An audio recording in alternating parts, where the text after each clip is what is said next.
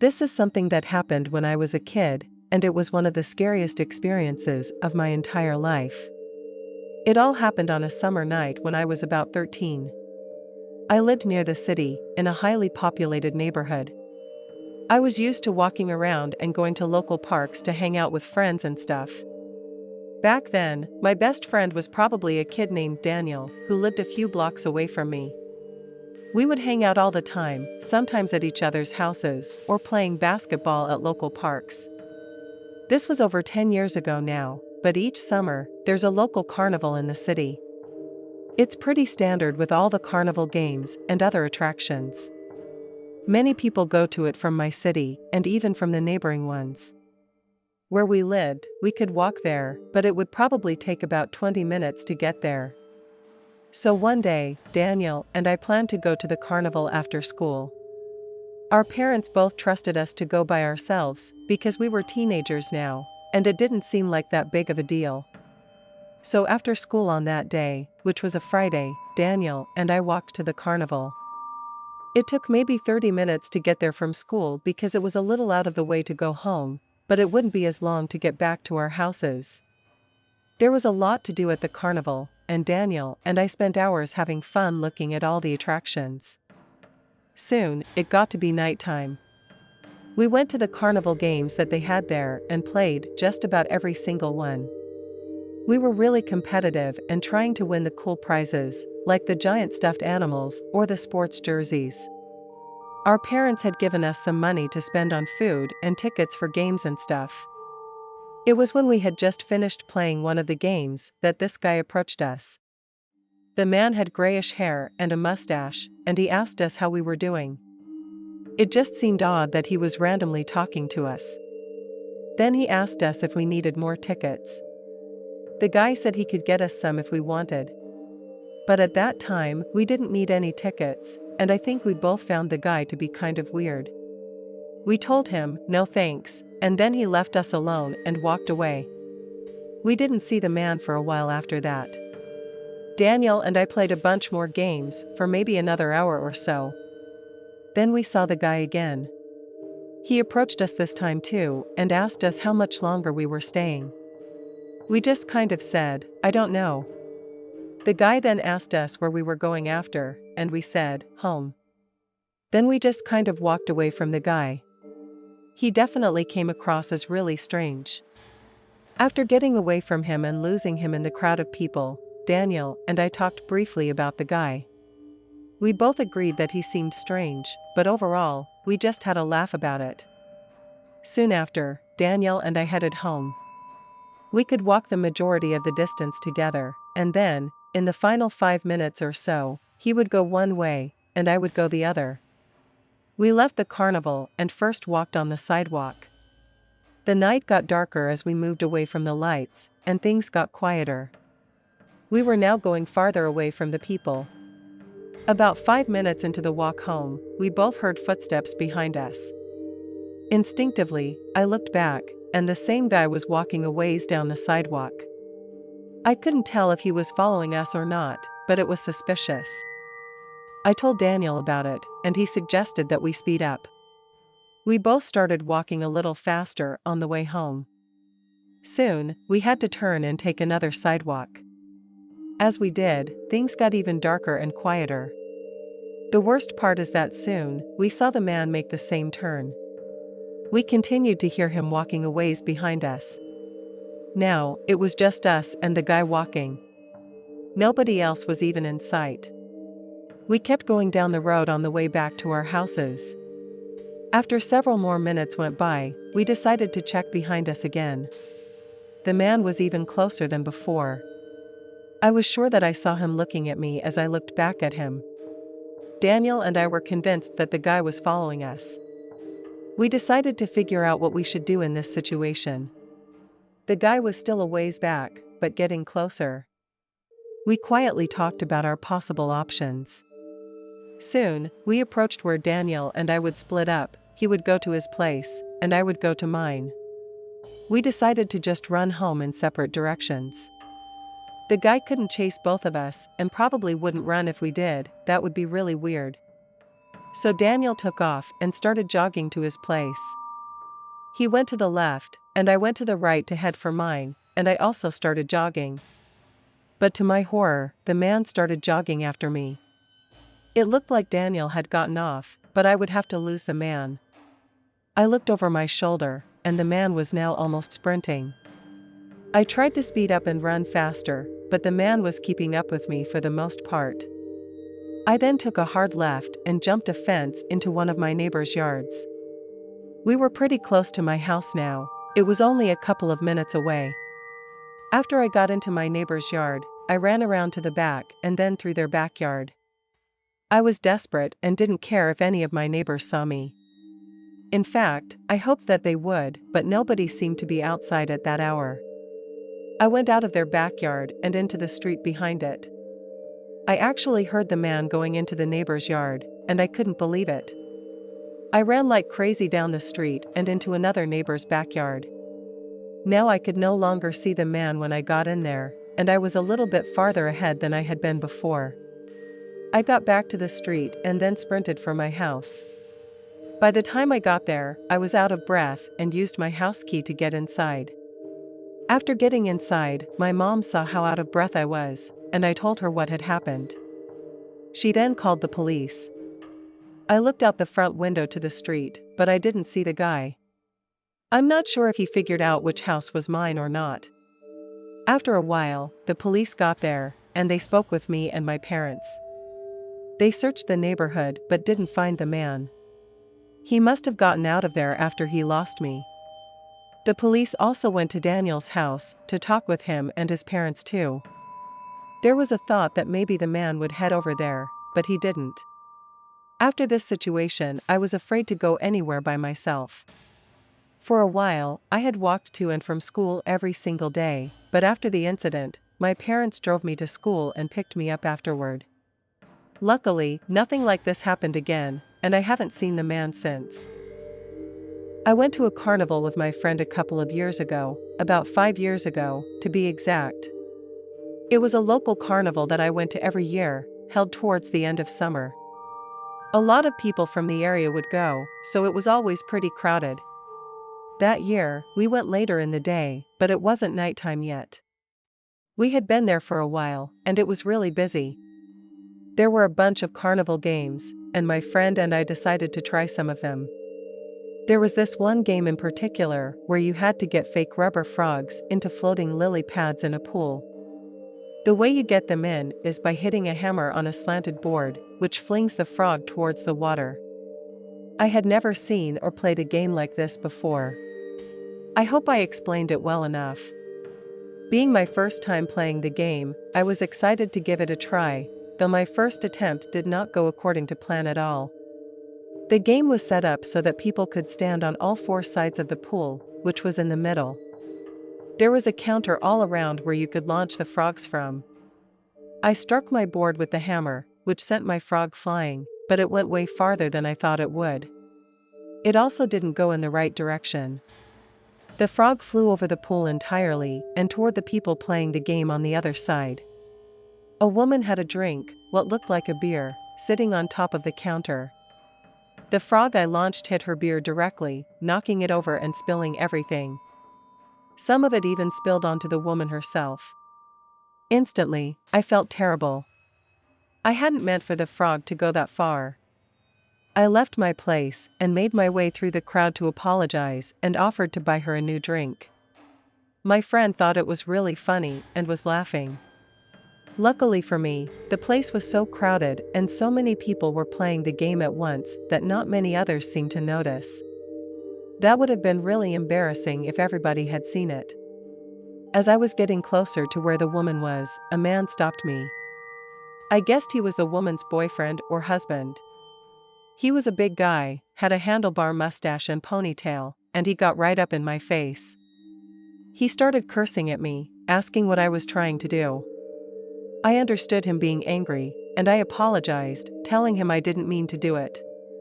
The guy cut me off as I was speaking and cursed at me some more.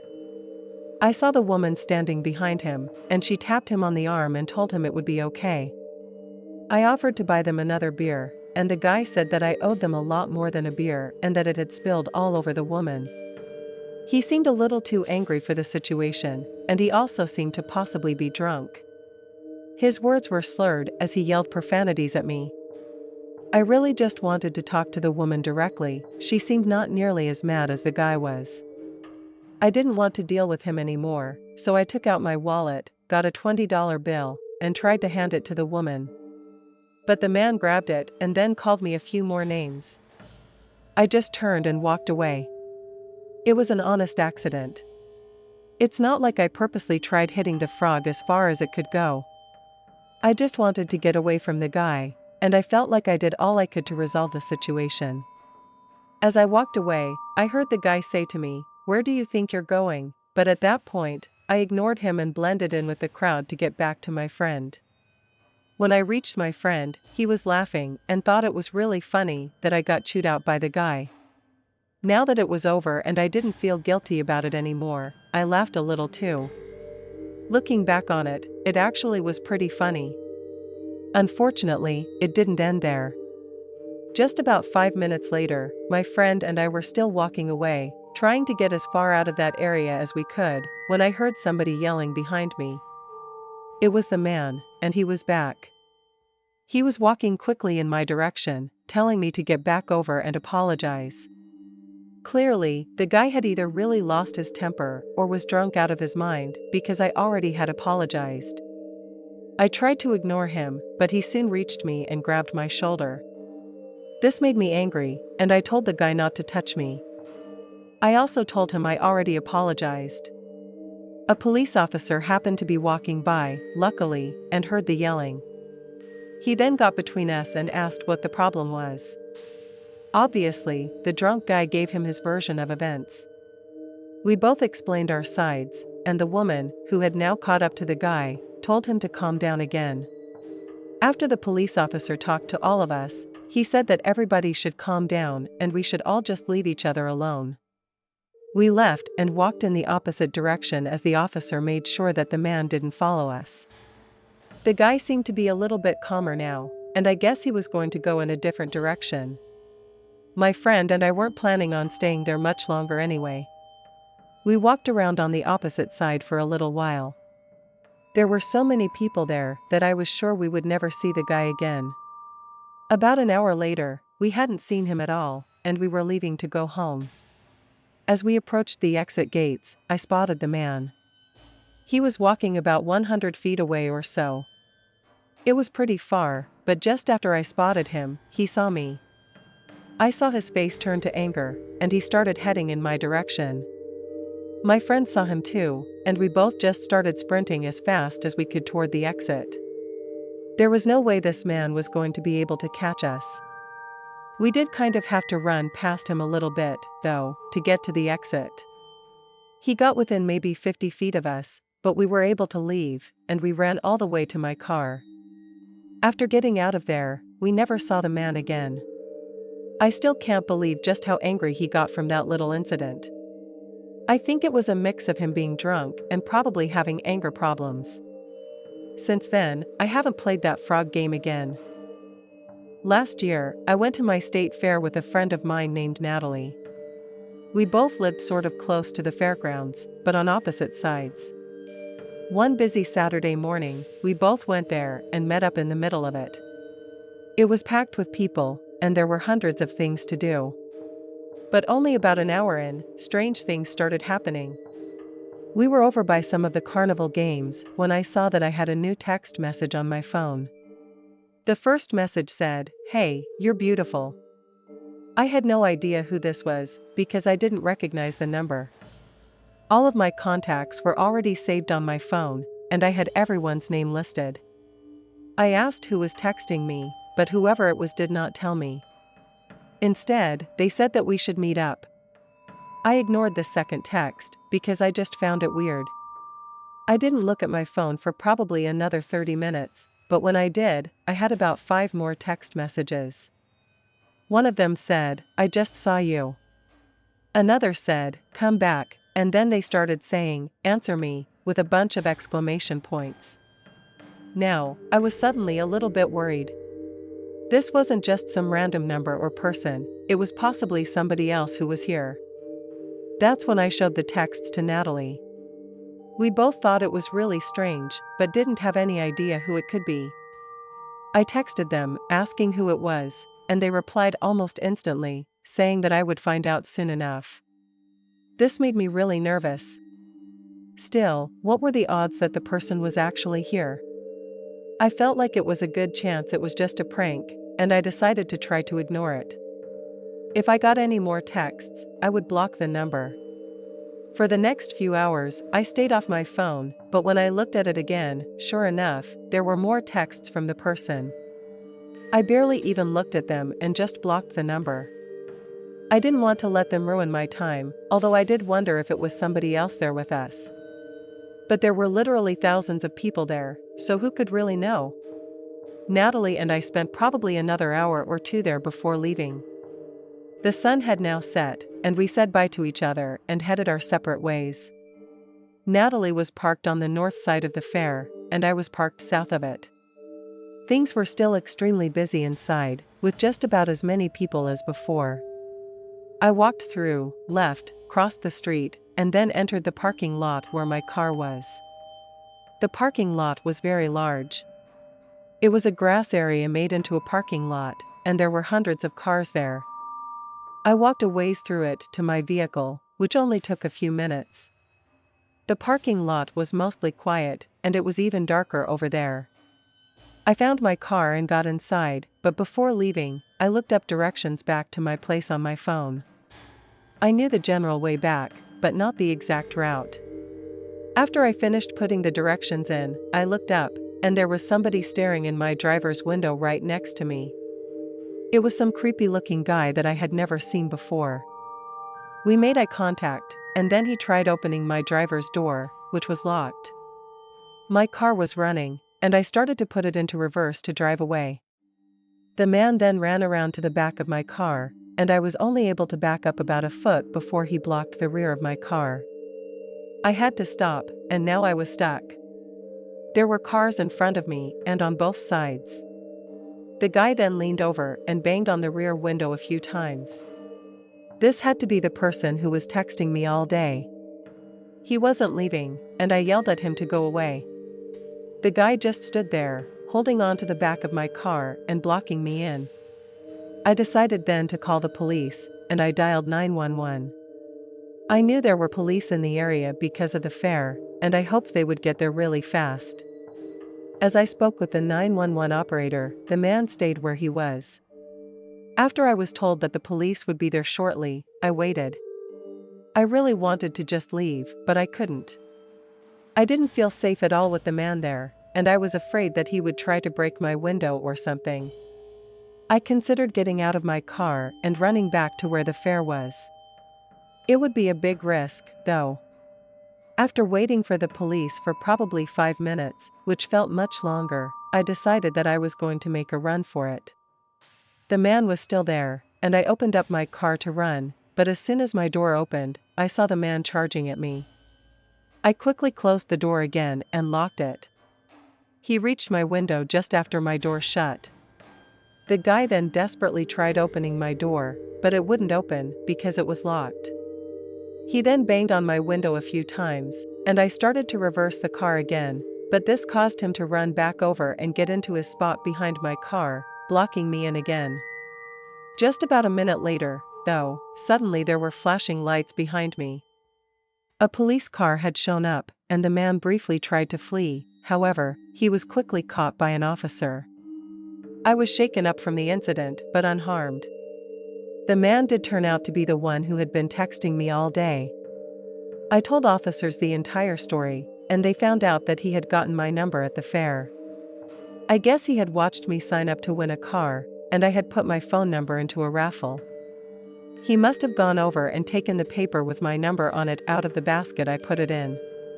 I couldn't believe how much of a creep he was. He must have been stalking me and texting me the whole time that I was there, and I didn't even know it. I'm just glad that he was caught that night.